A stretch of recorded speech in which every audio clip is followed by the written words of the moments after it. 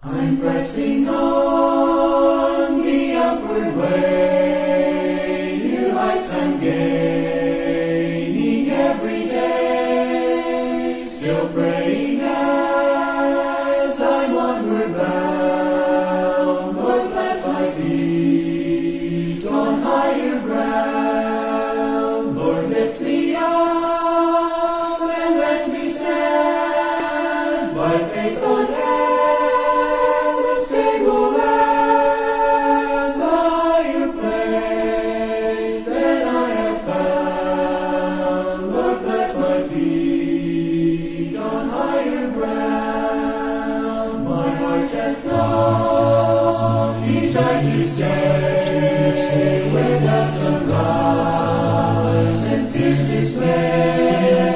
Though some may dwell where these abound, my prayer, my aim is higher ground. Lord, lift me up and let me stand. My faith on heaven's tableland, higher plane than I have found. Lord, plant my feet on higher ground. I want to scale the endless outside and catch a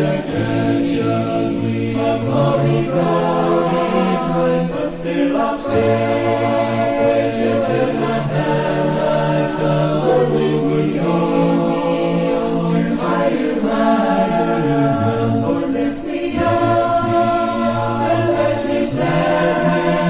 My faith on heaven's tableland, higher plane than I have found. Lord, plant my feet on higher ground. Lord, lift me up and let me stand. My faith on heaven's tableland, higher plane than I have found. Lord, plant my feet on higher ground.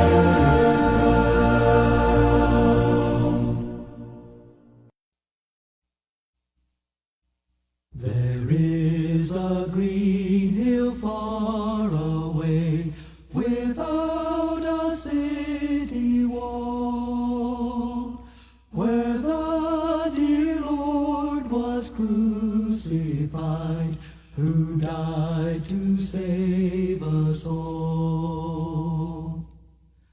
We may not know, we cannot tell what pains he had to bear, but we believe it was for us he hung and suffered there. He died that we might be forgiven. He died to make. Kaputan ninyo ang programa sa Church of Christ nga inyong mabati sa dili madugay. I'm happy today, oh yes, I'm happy today in Jesus Christ. I'm happy today because He's taken all my sins away, and that's why I'm happy today. I'm singing today, oh yes, I'm singing today in Jesus Christ. I'm singing today because He's taken all my sins away, and that's why I'm singing today. I'm praying today, oh yes, I'm praying today in Jesus Christ. I'm praying today because He's taken all my sins away, and that's why I'm praying today. I'm living today, oh yes, I'm living today in Jesus Christ. I'm living today because He's taken all my sins away, and that's why I'm living today. I'm happy today, oh yes, I'm singing today. In Jesus Christ, I'm praying today, because He's taken all my sins away, and that's why I'm living today. And that's why I'm living today. Living today. I've been traveling here in this life with its heartache, trouble, and strife. Sometimes Satan tries to tell me to turn aside. I say, Satan, get thee behind, no returning. Ang Church of Christ kung Iglesia ni Cristo nga nagatuo sa pagkadiyos ni Cristo mutaniag ning tulumanon. Pabilin kita sa pagtulunan ni Cristo. Pabilin kita sa pagtulunan ni Cristo. Kini nga tulumanon gituyo aron makagiya kanato sa pagtuman sa kabubuton sa Dios pinaagi sa ngalan sa atong Ginoong Hesukristo. Sumala sa Biblia, bisan kinsang magauna apan dili magpabilin sa pagtulunan ni Cristo, walay Dios. Busa higala, sunda kining tulumanon. Pabilin kita sa pagtulunan ni Cristo. Og karon, ania ang inyong alagad. Be with me unto the end, be my Savior, guide and my friend. I'll arrive in heaven, the home of perfect love. Dalay ko ng Dios mayong buntag, mga igsoon. Sa iyong kabuntagon na usab, gilugway sa Ginoo, sa atong kinabuhi, aron atong buhaton ang mga buluhaton, nga wapan atong mabuhat, nagikinahanglan alang sa atong panginabuhi, labi na gyud alang sa atong kaluwasan. So pabalik-balik ra maghihapon na mga igsunan ang atong mga buluhaton adlaw-adlaw hangtod nga musangko ta sa gitawag og katapusan. Duha ka klase ning katapusan. Katapusan sa atong kinabuhi o katapusan sa kalibutan. Kay kitang tanan mamiya nining kalibutan na og makig-uban ngadto sa Ginoo. Pero kung wa po kay pagpakabana, wa po kay tinguha, naagya po yung katapusan mga kaigsunan. No? Eternity, dito kauban sa yawa. Kung matapos ting kalibutan, padulong tas way katapusan. Muna nga duha kawalay katapusan, ang langit o impierno baka. So di ta gusto mo atong impierno, mo nagtuon ta mga kaigsunan. So, salamat usab din ng atong istasyon sa Yes the Best 99.3. Adlaw nga Wibis karon mga kaigsunan. Sa atong station manager Sir Orlando Bulo o sa atong technician Bobby Barriga. Salamat kayo Brad Bob og masiguan na harami niya karong pinakadlaw o first week of October. Usa ta adlaw Brad Mon? October 1 di ay. Okay. Makada harami niya basig sulod semana gyud Brad Bob. Kay igo-igo na gid siguro na. Okay, kay na magitay obligasyon diya sa atong istasyonan. O kunya di aing hapon mga kaigsunan, no? Wibis magkaron, mag-uban usab kita, kasagaran na kanang mga naminaw ng radio kay usay, di kay kuting Facebook Live sa hapon, i-replay na ako kay usay, doon na mo ko di kapamati is buntag, so dito sa hapon, pero di kay ko mag Facebook Live mga kaigsunan, pero dito sa Radio Iligan 88.1 sa to station manager Sir Ernest Loyaw sa oras sa alas 6 ngadto sa alas 7 dito punta mag-uban mga igsoon sa atong programa sa Radio Iligan. So unyang hapon na mga kaigsunan. Sa Mutex di ay kung doon na mo yung mga pangutana 0907-565-4143 og 0936-671-14. Okay, 0916-101-5868. Muna niya atong gi-anad mga kaigsunan kini nga numero para sa dunay mangutana o mangumusta o kadunay ipahibalo. Okay, 0916-101-5868 o 0907-565-4143. Okay. Sa akong partner, Rosita Villaria sa Budal, sayo kay kong itimplahan na ning atong mainom para di musakit atong tiyan. Okay, sa akong mga kamataan, Melody Symphony, Jiho Idril Jazz. Sayo nagmataon niya, Idril Jazz. Og usab sa kang Fred Losarito and family, kang Binji nga nagpractice na pagwali, og usab ni Joshua, salamat nga naulian na si Joshua sa iyang balatian. Abi na ako kuan mga kaigsunan kanang totally paralyzed na ato igsuon si Brad Joshua. Kay murag ambot sa tong hitabo nga kalit magkain ni tuyon ang tiil, di nakalihok ang ulo. Kamot na lang naglihok-lihok pero ang ulo kinahanglan ipahangad, ipalingi kung unsaman. Ni kuan yun. So, salamat sa panalangin sa Ginoo mga kaigsunan. Nga human na ito maampuan o atong maplasan sa herbal oil na to. Pagkaugma, lakaw na, tindog na mga kaigsunan. Kulbaan si Brad Fred. Salamat Brad Bin Quaresma sa imong gipadala nga mga ingredients sa atong herbal oil. Naabot na kagahapon Brad. Manaminaw na si Brad Bin karon matod pa niya. Mayong buntag. Excuse me. May buntag Brad Edgar ug Brad Munmon. Naminaw mi karon. Okay. Ito yung mensahe ni Brad Bin Quaresma. Kagas Quaresma. Kagas. Okay. Sa tanan nga makigsunan matod pa ni Brad Bin. Si Aljon ayos po sayo kay naminaw ron. Okay Brad Aljon, makahigayon ko magbuhat ang imo pong herbal oil diha. Baka anak ko diha dala kong mga oil aron mga kaigsuunan nga wala pa matagaan na to. Pero kung makahimo ta ni, way siguro ipadala lang gyapon na to siguro aron nga uban nga walay mga magamit. Diha na lang mag-apod-apod si Brad Bin Quaresma nga ako ani kanang wa mugud kay sudlanan bitaw sa kwan kanang mga botilyang gagmay. Dayon ang pakapin dayon aron nga mangayo mo pang tubil diha na lang ka Brad Bin Quaresma dayon. Sige lang kung makahigayon ko magbuhat-buhat ta diri. Kanang higayon lang atong iagad ani. Okay. Imi Odinisa Mihoy may buntag igsuon sa Ginoo. Si Rilin Manunggol may buntag Brad Edgar o diha sa Orokita. Tibuok nimong pamilya og sa tanan nga kaigsuonan ni Kristo. Okay, matod pa po diri sa kang Aljon Olarte, ayos, good morning mga Brad Harmony, Brad Ed, ug sa mga nagsunod sa programa Blessed Thursday. Kumusta imong programa diha Brother Aljon? O katong sponsoran sa Orokita Church of Christ? Wala mo kita nag-live si Brad Aljon? Okay, Arbi, iskwila magusto ni mata. Okay. So, mga igsoon, kitsa pa'y wala na ito mag-greet. O silang Brother Alan Alinsonoren o si Brad John Ray, naminaw ni ron sila diya sa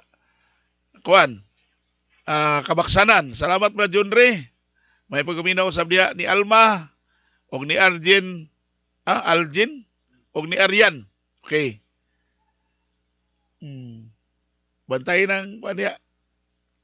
Kanang saning kaning inyuhang rambutan masihut doon sa kusi. Okay, mas may nakita yung hurot kaysa kusi mo yung hurot. Okay, salamat po sa mga punuan sa saging, Brad. Ngay mo gidala din ni Brother Alan. Kay pilakadlaw, makalungag na taan eh. Kita pag yun. Si Brad sa Tornino Villarias. May pagpaminaw. Brad Pat Pellegrino. Brad Marcelo Lacuna. Okay. Marimar Davis Edison. Wala na tayo lockdown kuno karon mga kaisunan ha. Pwede na tayo maka lakaw pero ayaw yung kalimti. Unsa na taron Brad Mon? General Community Quarantine. Nanay pasahiruan siguro karon. Na salamat kay makaginawa-ginawa. Ayaw lang yun mo pagkumpiyansa gyapon makisunan. Hindi na ta mabalik ba sa ingon nato perti paita makisunan ay. Kuan lang yun pero minti yun face mask, face shield. Ana yung paglakaw-lakaw nga tapok-tapok. Ang atong paglakaw kanang padulong lang yun sa importante. Kay basi mubalik na po. Ang maungkan, paita kayo makiksunan. Yun basta-basta. Prisuhon ta.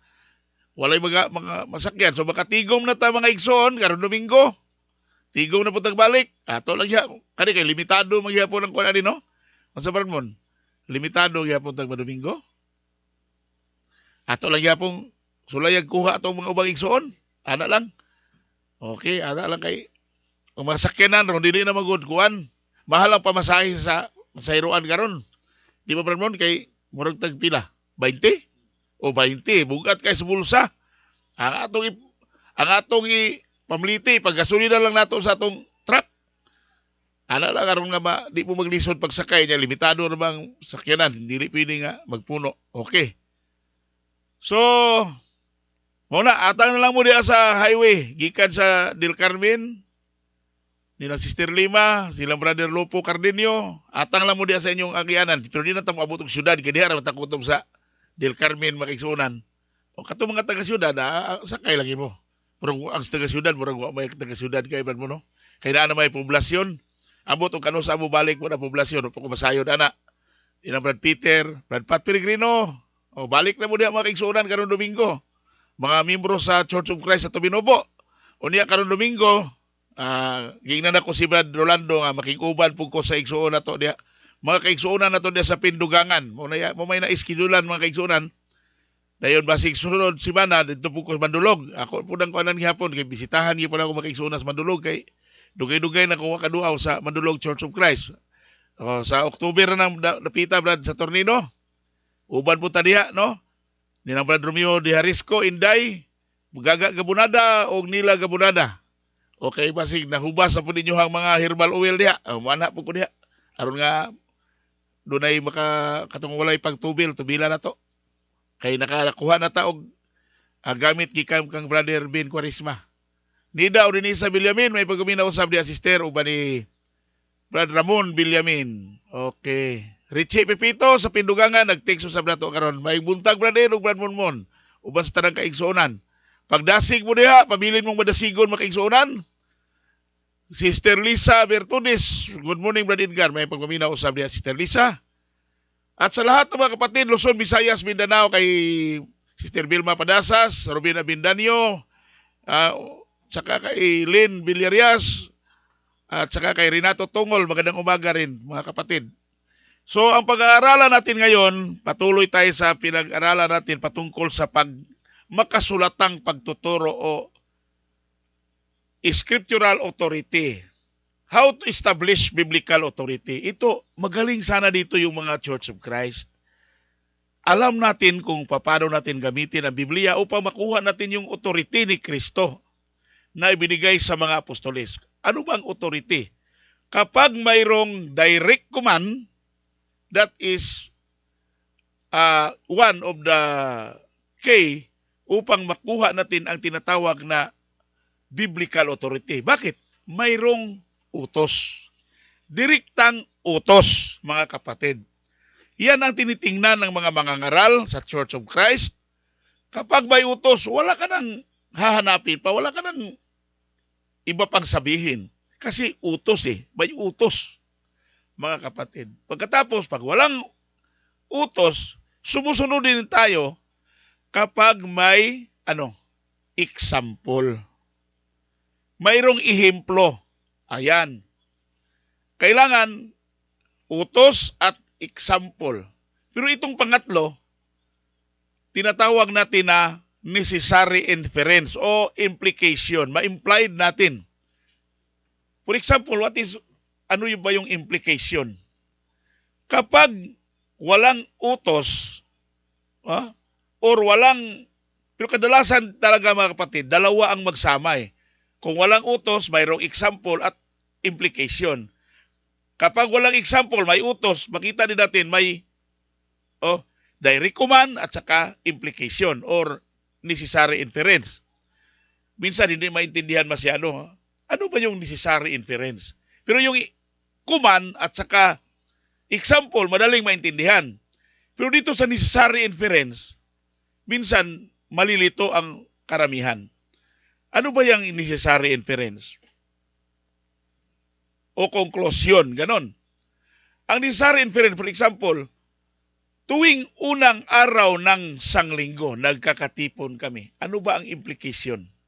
Wala tayong makikita na kung ano yung unang araw. Pero ang unang araw, makita natin sa kalendaryo. Ang unang araw ay Sunday. Ibig sabihin, implication, Sunday pala. Ano pa bang implication? Kahit walang example. Itong implication mga kapatid, ito yung tinatawag na mga bagay na makakatulong ba o ganon. ma-implied natin. For example, yung gumawa si Noe ng arka. Di ba? Walang utos ang Diyos na gumamit ka ng gabas, martilyo, at ano-ano pang carpentry tools. Pero ma-implied natin na gumamit talaga siya ng mga gamit pang carpenter. Bakit? Nagawa niya yung arka. Alangan naman na kamay lang niya ang gagamitin. So mayroon siyang carpentry tools. Ma-implied talaga natin na through implication o necessary inference, gumamit siya ng mga carpenter's tools. O ganyan.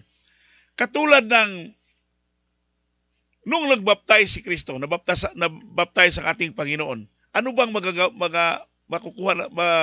makatulong upang maintindihan natin itong necessary inference? Babasahin mo nga daw, Bradmon, yung sa Book of Matthew. Pagkatapos na mabaptize si Kristo, umahon siya sa tubig. Pero wala tayong mababasa na si Kristo ay bumaba sa tubig. Paano aahon si Kristo sa tubig, mga kapatid? Kung hindi siya bumaba sa tubig. Kahit hindi mo nabasa na si Kristo ay bumaba sa tubig, pero through necessary inference, makikita natin na si Kristo ay bumaba talaga. Bakit? Umahon siya. Basahin mo. Mateo 3:16, at nang mabautismuhan si Jesus, pagdakay umahon sa tubig. Ibig sabihin, ang baptism, kailangan na bababa sa tubig. Kasi hindi ka makaahon kung hindi ka lumusong. Ibig sabihin, ang baptism para ay paglusong sa tubig. O yan ang pag-establisar ng biblical authority. Diba? O tatlo yan. To establish biblical authority, may utos. Madali lang maintindihan, utos eh. Example, makikita mo, yung mga apostol, ginawa nila, yung mga unang Kristiyano, ginawa nila.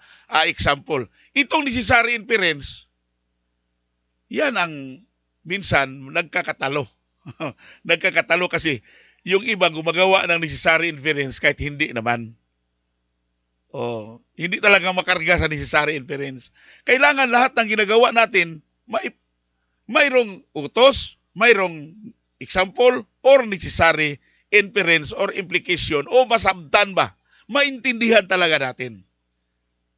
Kasi sabi ni Apostol Pablo, kung mababasa ninyo, maintindihan. Intindihin talaga natin. Magandang umaga, Brad Pat, at saka mga kaigsuunan, matod pa nila. Okay. Kaya dito nagkakatalo itong conservative at tinatawag liberal. Hindi conservative Church of Christ, ha? Hindi liberal Church of Christ. Ang nagiging conservative, ang Church of Christ ay Church of Christ lang talaga yan. Pero minsan, ginawang label nang nagkabahabahagi na po ang iglesia. Mga conservative yan sila. Mga liberal lang siya. Mayroon pa akong text na nababasa. Sana mga kapatid, huwag kayong magalit sa akin, mananatili yung pagiging kaibigan natin. Kasi kapatid pa rin tayo. Nagkakatalo lang dahil sa necessary inference. Kasi ang necessary inference ninyo, iba sa necessary inference ko. At huwag ninyong lagyan ng label ang Church of Christ. Ikaw lang ang nagliberal, ako lang ang nagkonservative. Idamay mo yung Church of Christ. Walang karugtong na Church of Christ liberal, Church of Christ conservative, Church of Christ premils, Church of Christ one cup. Walang ganun sa Biblia. Ang lumihis, yung mga nagtuturo. Kaya ikaw lang. Ako, I conserve what is written. Kaya conservative ako. Mayroong Brad, kunti na lang ang conservative dito. Ibig sabihin, kunti na lang ang nanatili sa Biblia. Liberal na kayong ang mga miyembro diyan, ang mga ngaral diyan, liberal na, libre na sa gusto nila. Hindi na tinitingnan kung may utos, may example, at gumawa sila ng kanilang necessary inference. Nalimutan na nila yung tinatawag na generic and specific. Ito rin, isa rin ito sa dapat titingnan ng isang mangangaral. Ano ba ang utos? General or specific? Nalimutan nyo na ba ninyo yan, mga kapatid ko, na mangangaral? Hindi mo na ba alam ang law of generic and specific? What is generic? Ang generic, kapag iniutos na hindi nagbibigay ng tintatibo na bagay o tao, yan ang generic. Ibig sabihin, pangkalahatan. Yung specific, nag-exclude ng ibang bagay. Kapag sinasabi ang isang bagay, ini-specify. Specific. Tandaan niyo yan. Lito ka daw. Specific. Kailangan matanim mo talaga sa utak mo yung specific. Kapag specific, mga kapatid, it's exclude. Ibig sabihin, pinawalang halaga yung iba pang mga bagay. Excluding, walay labot, mga kapatid. Hindi kasama ang iba. Pag ini-specify, maraming nasisira dito ng mga ngaral. Kahit doon sa mga denominasyon. Kasi, dagdagan nila ng lang. Ang mga specific word, dagdagan ng lang. O padagdagan nila ng lang. Diyan nagkakatalo, mga kapatid. Katulad ng, ang kautusan ay para sa Israel. Sabihin nila, wala namang lang, Brad. Hindi naman sinasabi na Israel lang. Hinahanap nila yung lang. Yung lang, yung word na lang na yan ang nakakasira sa utos ng Diyos. Katulad ng sa Lumang Tipan, makinig kayo, mga anak ni Jacob, mga Israel. Ito ay utos para sa Israel. Hanapin nila, walang lang, Brad, kaya kasama tayo. Kasama ako dyan, walang lang eh. Ito rin mga Baptist, dinagdagan ng lang. Kaya gusto rin ng mga tao o ng mga Church of Christ na walang lang yan, Brad. Katulad ng faith. Maligtas ang tao sa pamagitan ng pananampalataya. Ang Baptist, ano ginawa? Lang. Dinagdagan ng lang. Di ba ayaw ng mga Church of Christ na dagdagan natin ng lang ang faith only? Bakit kayo, mga liberal, gusto nyo padagdagan ng lang ang for the saint? Hinahanap nila yung only. Walang only, Brad. Kaya pwede rin ang non-saints. Ganun ang nangyayari sa atin, mga kapatid. Tapos kayo ang medyo magiging masama ang loob sa amin. Kasi diyan tayo kaya pag-aralan natin itong pagbibigay ngayon. Dahil dito tayo medyo nagkahiwalay ang kalooban. Sa word na lang diyan sa ambagan. Kasi gusto ninyong palitawin na mas mabuti kayo kaysa amin na nanatili sa katotohanan. Gusto ninyong palitawin na kami ay mga madamot. Gusto ninyong palitawin na kamo ang mas magaling at mabuti kaysa amin. Kasi sabi nila, mga dalo mana sila. Mga maramot, ang mga maramot ay hindi maligtas.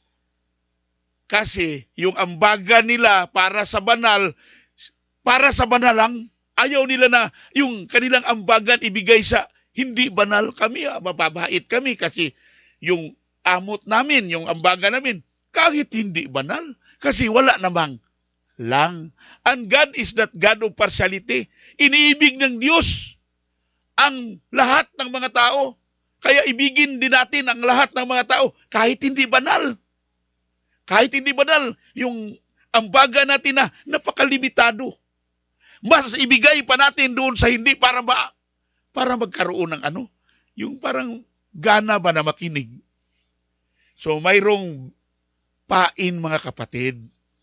Ang nangyayari sa ginawa ninyo, nagkaroon kayo ng pain para yung mga hindi pa kaanib, magkaroon ng utang na loob.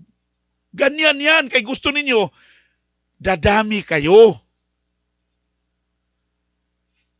Tingnan natin, o mag-comment kayo mga kapatid na mga liberal. Mayroon. Ito na.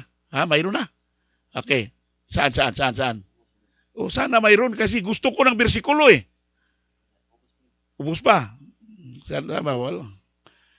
Para dito tayo. Ito. Bayani. Okay. Hindi naman tulungan lahat. Ang totoo, wag limitahan ang tulong. Saan mababasa, kapatid, na ang tulong na iniambag ng mga kapatid ay hindi limitado para sa banal? At mayroong extension para sa hindi banal. Bigyan nyo nga ako. Huwag tayong magiging huwag tayong magiging kaaway dito, kapatid. Pag-aralan lang natin ito. Kasi hinahanap natin kung ano talaga ang utos. Roma 1:20. Roma 12:13. Diyan nag-umpisa na mayroong tintatibong utos. Specific command. Bakit tayo nag-ambagan? Hinahanap namin yung may ambagan. Huwag pag-ibig, walang problema yan eh. Yung pagtulong sa iba, walang problema yan. Kasi individually makatulong ako sa aking kapitbahay, sa aking mga kaibigan na hindi pa naging banal. Pero huwag mong pakialaman ang pera. Ang pera na mayroong specific. Bakit nawala yung specific at generic sa mga ngaral ng mga nagiging liberal na mga ngaral?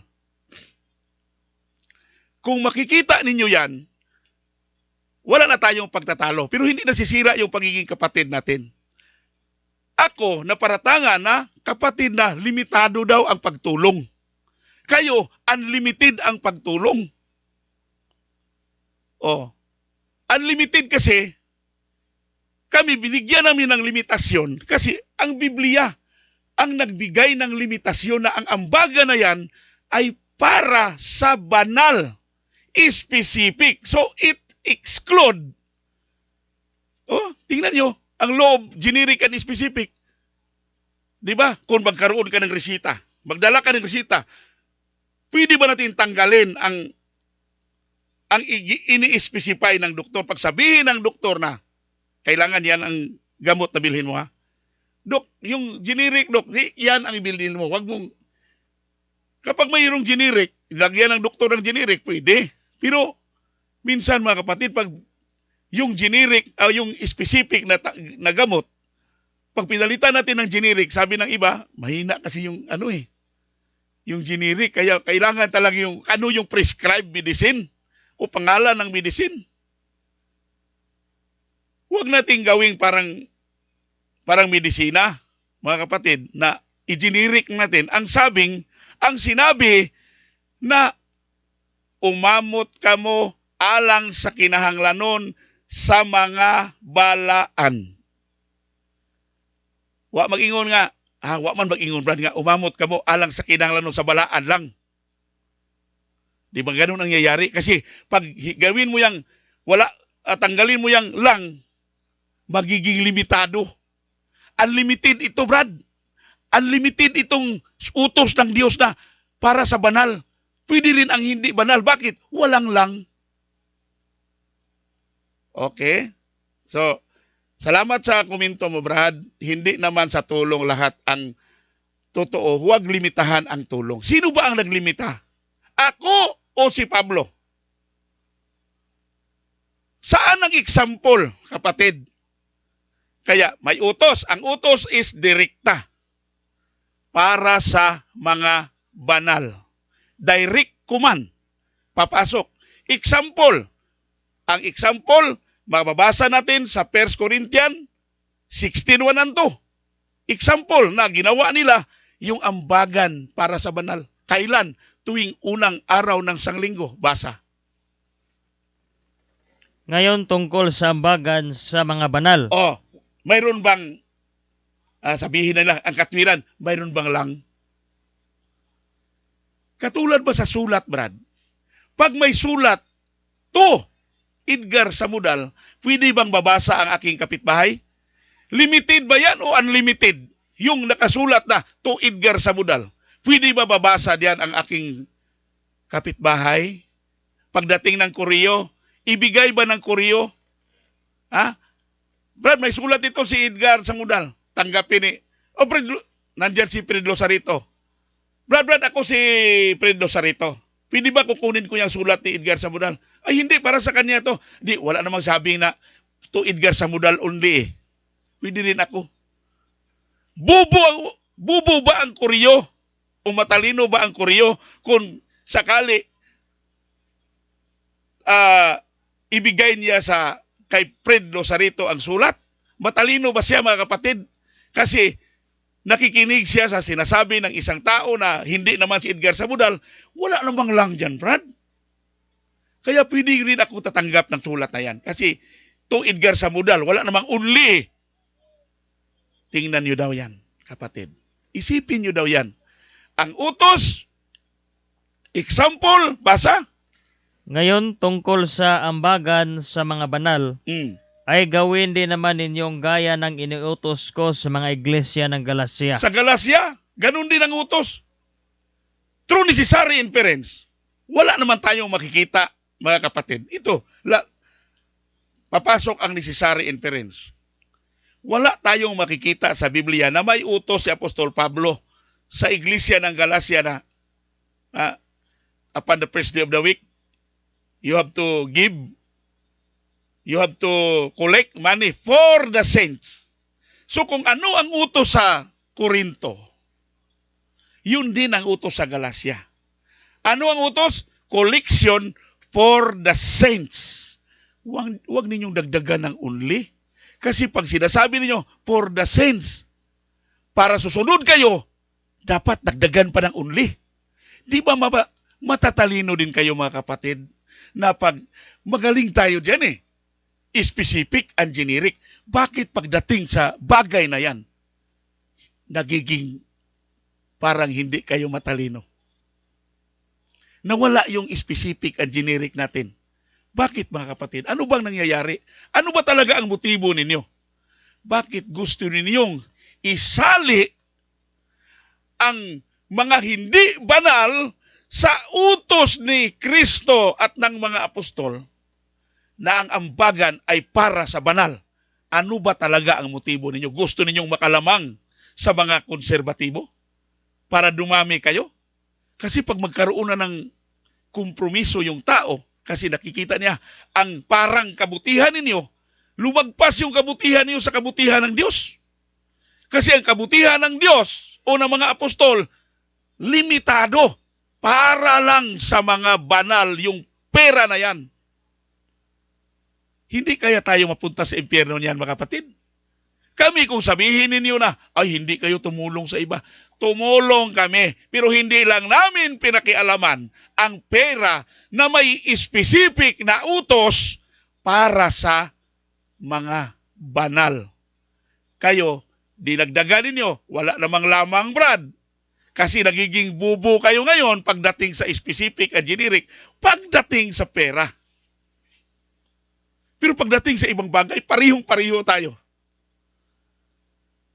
Pagdating sa faith, ayaw niyo nang dagdagan ng only yan kasi hindi naman only. Walang faith only. Kasi gusto ng mga baptist, dagdagan ng only. Kayo rin, gusto niyo dagdagan ng only ang ambagan para sa banal. Para magkaroon ng justice, yung sinasabi niyo, hindi lang yan para sa banal, Brad, kasi wala namang only. Kung may only yan, di, banal lang talaga. Pero mga kapatid, di ba alam natin na pag-specific, exclude all other things. Exclude ang hindi banal. Bakit? Specific, mga kapatid. Specific. Isaksak niyo yan sa kukuti ninyo.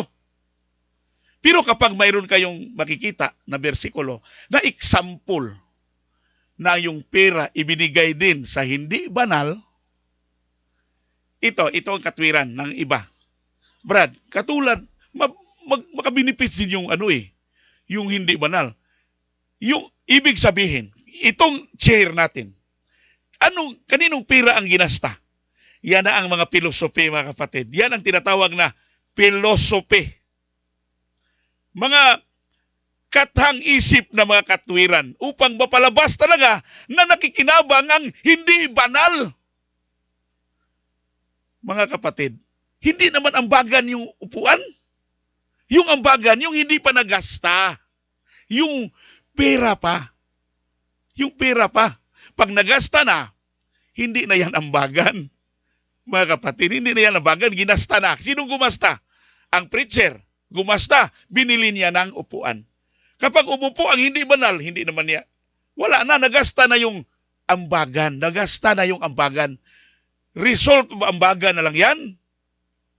Na pwedeng uupo ang hindi banal. Hindi man direktang ibinigay mo ang pira sa hindi banal. Katulad ng namatayan. May namatay na kapitbahay ng kapatid. Kapatid, may namatay pala na kapitbahay dyan sa ninyo. May namatay. May pira ba dyan sa iglesia natin? Mayroon. Ibigay mo kaagad doon. Sinong gumasta? Yung namatayan na hindi banal. Yan ang direkta.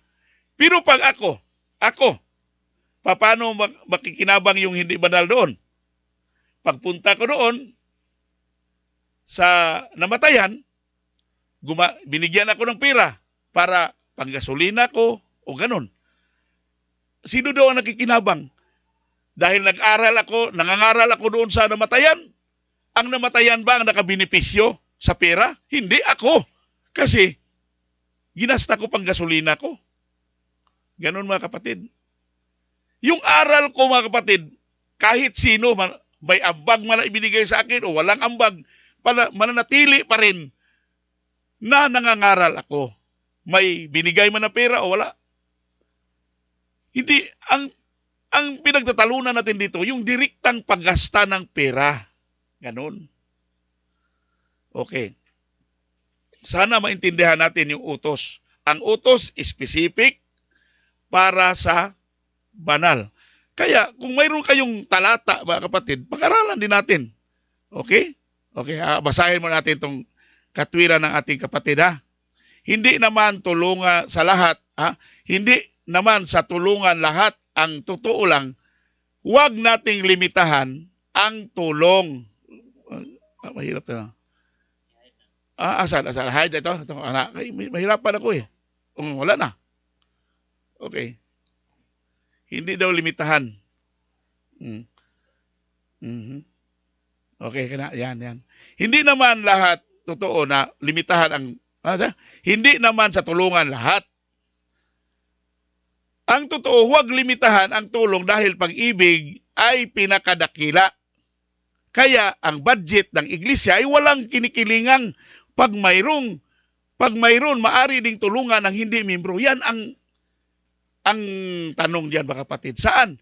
May talata, Galatia 6:10. Okay, kanino ba sinasabi yan? Sa iglesia? Okay, basahin daw natin yun, brother. Yung pinaka buo talaga. Okay, basahin natin. Sige, Mon. Galatia 6:1 hanggang 10. Mga kapatid, kung ang sino man ay masumpungan sa anumang pagsuway, kayong mga sa espiritu, ang inyong papanumbalikin ang gayon sa espiritu ng kahinhinan, na iyong pagwariin ang iyong sarili. Okay. Baka ikaw naman ay matukso. Mangagdalahan kayo ng mga pasanin ng isa't isa, at tuparin ninyong gayon ang kautusan ni tingnan mo, Kristo. sa introduction pa lang, kapatid, individual. Ang buod ng salita, individual obligation. Kung sakali, isa sa atin natukso, tayong mga nasa espiritu, nanatili ba sa espiritu, ang magpapatibay ng kapatid na nahulog doon sa pagpakasala. Patuloy. Sapagkat kung ang sino man ay nag-aakala na siya may kabuluhan, bagaman siya ay walang kabuluhan, ang kaniyang sarili ang dinadaya niya. May sarili na word, may word na sarili na naman. Individual na naman, kapatid.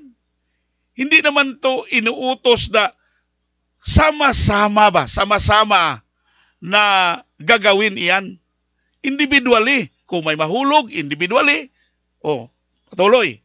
Ngunit siya sa atin ng bawat isa. Bawat isa. Individual na naman. Ang kaniyang sariling gawa. Sarili na naman. Sariling gawa. Tingnan ninyo. Makikita mo pang individual na utos ito, mga kapatid. Hindi ito pangkalahatan o pang-iglesia. Individual, may mahulog, individual, mayroon ding individual na tutulong sa individual, patuloy.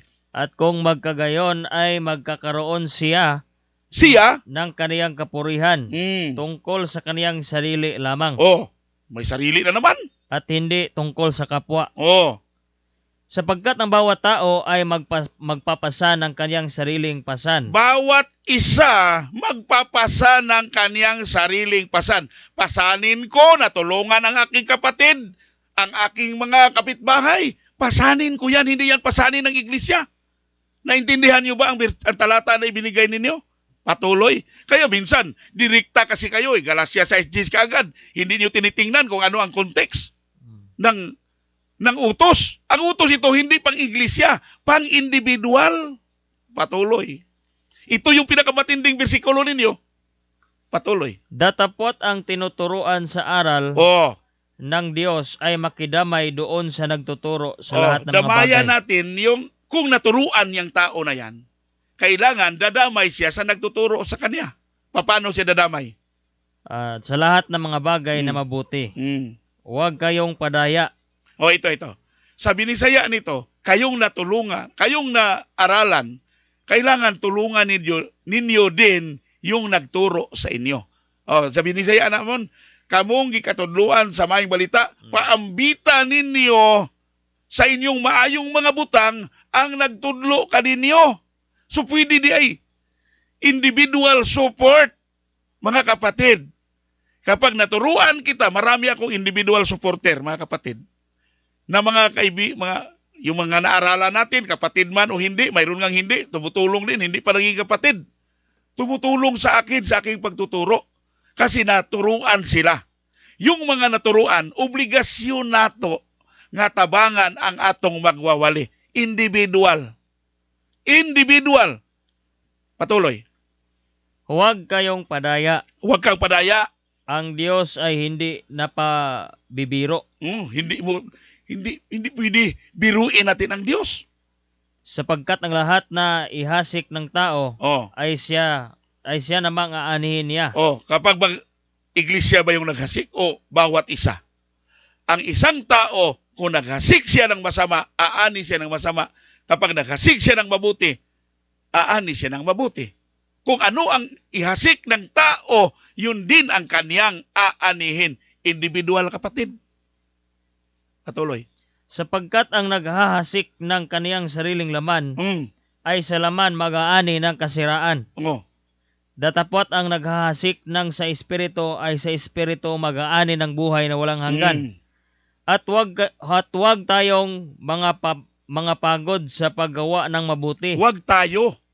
Si Pablo nung nagsulat niyan, wala siya diyan sa Galacia. Nasa ibang lugar siya. Pero sila ginamit ng word tayo, ibig sabihin individually, gagawa siya ng mabuti doon, sila rin gagawa din siya ng mabuti diyan. Patuloy. Sapagkat sa kapanahunan ay magsisipag-ani tayo. Sa pagdating ng panahon, magsisipag-ani tayo. Ani ka, ani din ako. Patuloy. Kung hindi tayo himanghihimangod. Hindi ka mapagod sa paggawa ng mabuti. Kaya nga, samantalang tayo'y may pagkakataon. Kung may pagkakataon po tayo, ay magsigawa tayo ng mabuti sa lahat. Gawa tayo ng mabuti. Ako gagawa ng mabuti, ikaw gagawa ka ng mabuti sa lahat. At lalong-lalo na sa mga kasangbahay sa pananampalataya. Kapag may dumating na kapatid sa iyong bahay, kung may maitulong ka, bibigyan mo. Kapag ang kapitbahay mo rin ay kailangan tulungan mo rin. That is an individual obligation. Wala namang sinasabi si Apostol Pablo diyan na kung mayroong nangangailangan, punta ka sa church, kuha ka ng pira doon, maraming pira doon sa iglesia. May ambagan doon para sa banal. Wala namang lang, kaya pwede sa hindi. Yan ang nangyayari. Gusto ko specific, mga kapatid. Kasi magaling tayo dyan. Saan yung specific kuman na ang pera ng iglesia pwedeng ibigay sa hindi kaanib. Nag-iingat lang po tayo, kapatid. Nasa inyo yan kung gusto niyo ibigay yung ambagan niyo para sa hindi, na hindi naman talaga magawa. Oh? Di ba alam ninyo na dito sa Iligan naghirap kami? Magaling kayong magsalita na pwede ninyong ibigay sa hindi banal ang inyong pera. Kami dito, mga taga Iligan City, ngayon lang kami nakalabas sa quarantine. Bakit walang ni isang liberal na nagbigay sa amin? Magaling lang kayong magbigay sa mga hindi banal? Pero sa banal na nangangailangan, wala. Kung manghinambog ta mga kaigsuunan nga maayta, dito na to ibuhos ang atong tabang sa mga igsuon. O pero, bakit partial kayo? Maraming mga kapatid sa Amerika, pero kapag mayroong isang mga ngaral na nababae, pumunta doon sa relihiyon ninyo. O, iglesia nga, mga iglesia na tinatawag na liberal. Sabi ng na-convicto ng mga ngaral, kasama namin dati, ibinigay nga yung pira sa mga hindi banal. Ako pa na membro sa iglesia nga gitiwalag. So ngayon, nasa inyo na. Ang isang mga ngaral, iwan ko lang kung malalaman ninyo yan, kung suportahan pa ninyo. Kasi hanggang ngayon, nagpapatuloy pa siya sa pagpangangaral kasi lumaban na po sa amin, makigdibati na. Mga kapatid, makigdibati na siya sa amo kay kami kuno bulingon dahil di mimutabang sa dili banal. Karon kay yan turo pa rin na sa inyo, pero gitiwalag na namo kay kaduha ng babaye. Naanak karon sa inyo ha. Nangaral sinuportahan. Bakit? Sinuportahan. Susuporta nga tayo sa hindi banal. Ano pa itong banal na nagiging hindi banal? O mga ngaral dati, pero nakapambabaye, not once but twice. Muna nga naa na sa inyo ha karon, gisuportahan ninyo ang usa ka mga ngaral nga nakonbikto sa among pag-imbestiga. Bilang kapatid, inimbestigahan namin at nakita namin na prove namin na nang babae siya. Ngayon, sinagip ng iglesia na nagbibigay sa hindi banal. Ibinigay nga natin to sa hindi banal. Ano pa itong kapatid natin na? Pero kung nagsisi lang yung kapatid na yon, tinanggap lang niya, hindi lang siya lumaban, hindi naman namin itiwalag yon. Pero ngayon, mas mapasaylo pa siya sa iyang sala sa pambabae. Nung kaaning iyang sala karon nga lumaban at gusto makikigdebate niya, kaingon man siya nga, nganong di man mo musukol na ka ulagig debate. Kapatid, nasa Korinto na hindi ka haharapin yung isang nagpakakapatid na makihilawason o adulterer. Useless. Nagiging ganyan ka lang nung nakonbikto ka sa pagkakasala na adultery, not once but twice. Thrice pa siguro. Kasi mayroon pa kaming hindi alam. O yan. Ito ang katwiran niya. Ibinigay nga yung pira sa hindi banal, ako pa. Hindi ba ko pwede suportahan na nakasala raman ko, pero banal man ko. Okay, salamat mga kapatid. Sana, huwag tayong, bigyan na natin ng mag-open-minded lang po tayo mga kapatid. At sana hindi ito hadlang upang magkaroon ng lamat yung pagkakaibigan o pagkakapatid. Kapatid pa rin tayo mga kapatid. Minsan nga pag mayroon kaming kapatid na naniniwala sa doktrina na yan na dati membro siya sa iglesia na yung ambaga nila ibinigay sa hindi banal, natuto, nagkaroon ng nagsisi, gusto niya na dito na siya sa iglesia na limitado lang ang amot kasi limitado man yun ang sugo nga para sa banal. Isa Brad, i-rebaptize ba ko? Sinabi nga namin, hindi na kailangan. Magsisi ka na lang. At yung pananampalataya mo, i-stick mo doon sa utos na ang ambagan ay para lamang sa mga o para sa banal. So, ibig sabihin, pag specific para sa banal, exclude ang hindi. Pero kung gusto mo tumulong sa hindi banal, hindi naman limitado ang individual act natin, pwede rin tayong tutulong, mga kapatid. Pero wag niyo kaming paratangan na kami ay madamot. Hindi kami nagdadamot. Inilagay lang namin ang aming sarili sa dapat kalalagyan, lalong-lalo na sa ambagan. Diyan lang tayo nagkatalo, mga kapatid. Sana, kung masipyat manugaling ni, nananatili lang kami sa kung ano ang nasusulat. Pero kung mali, ay hindi naman kami napakyas igsuon. Di man mi napakyas nga, nakatuman man sa migyapon sa paghatag sa mga dili banal. Kay individually, kung doon ay mudangop na mo, amo magyapon tabangan, walang na mo pakialami ang kwarta sa iglesia. Di haraman makaigsuunan, di haraman tanag problema ng kwarta sa iglesia. Di haraman tang problema. Okay, wala magitay oras. Igsuon. Salamat kayo sa inyong pagpaminaw. Maraming salamat.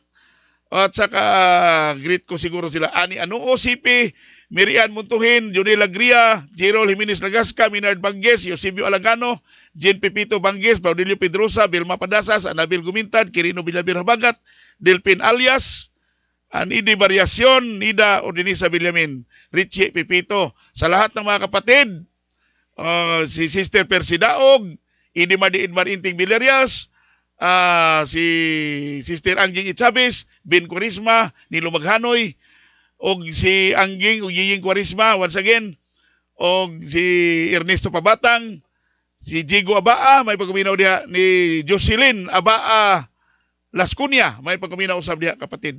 Matnaldo ni Rosario Rosendo Tingkang, may pagkuminaw usab diha. Og Jerry Cabrillos, og diha sa Malaygang, hinaot makapadayon na ta siguro igsoon sa pagtukod sa itong tigumanan diha. Dalaigo ng Dios.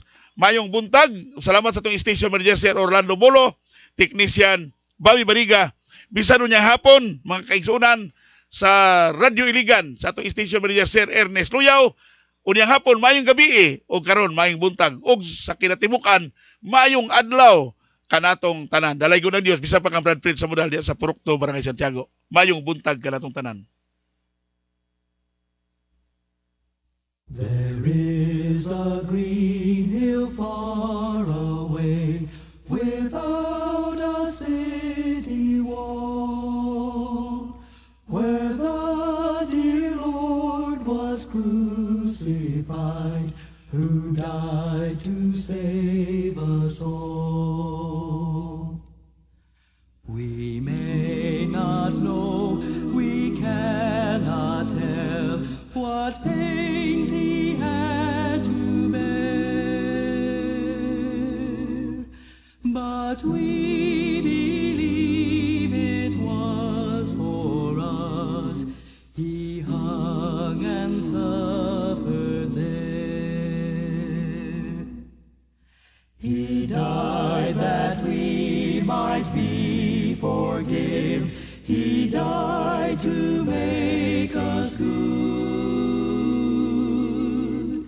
that we might go at last to heaven, saved by his precious blood.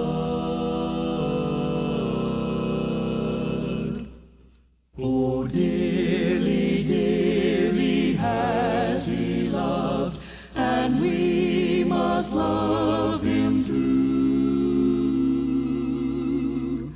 and trust in his redeeming blood, and try his works to do. There is a green hill far away, without a city wall, where the dear Lord was crucified, who died to save us all.